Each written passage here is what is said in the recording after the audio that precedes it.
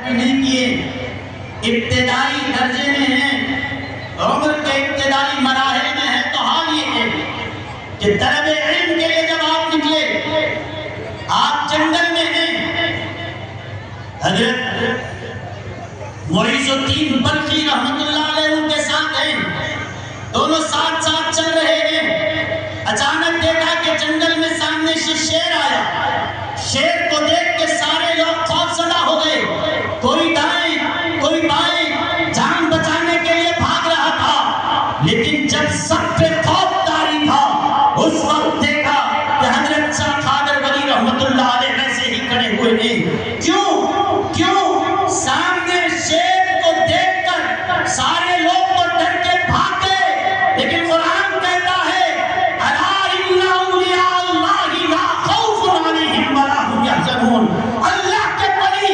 اللہ کا ولی کسی سے نہیں ڈرتا۔ شیر بھی ہے تو ان کے سامنے ہمت کے ساتھ کھڑے رہے، شیر نے حملہ نہیں کیا، لوگ سمجھ رہے تھے کہ شاید شیر ان پہ جھپٹے گا، شاید ان پہ حملہ کرے گا، لیکن شیر آگے بڑھا تو ضرور حملہ کرنے کے لیے نہیں، خدموں کا بوسہ دینے کے لیے آیا، خدم کو چومنے لگا اور حضرت سے کہنے لگا حضرت یہ نہیں، یہ ہمارا علاقہ ہے، آپ ہمارے علاقے میں آئے ہیں، یہ زیب نہیں دیتا کہ آپ پیدل چلے، میری کمر حاضر ہے، میرے اوپر سوار ہو کے آپ چلیے۔ شیر کہہ رہا ہے کیونکہ وہ جانور ہوتے ہوئے بھی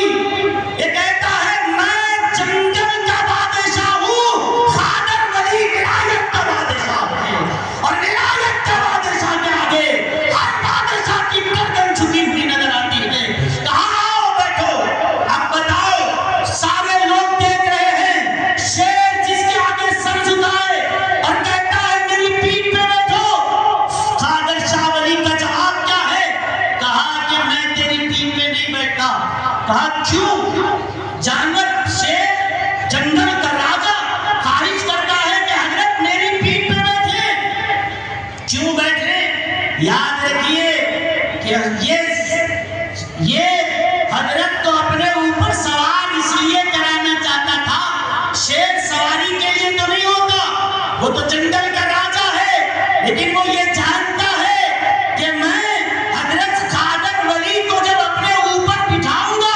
تو صرف قادر ولی کا فیض نہیں، غوث اعظم کا فیض بھی شامل ہوگا، وہ غوث کا فیض کہ جس کا قدم ہر ولی کی گردن پر قائم ہے۔ تو کہنے لگا حضرت آ جائیں، میرے اوپر بیٹھیں، آپ کا قدم میرے اوپر پڑے۔ حضرت نے کیا جواب دیا سنیے، فرمایا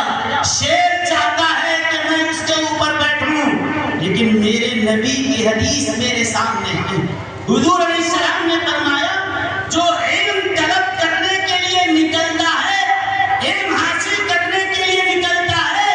اللہ تعالیٰ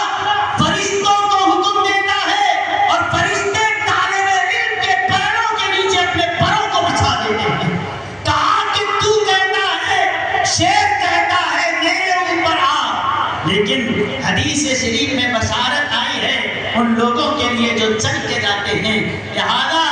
اور پھر یہ کہو میں اللہ کا پاکیزہ علم حاصل کرنے کے لیے جا رہا ہوں، تیری شریعت کا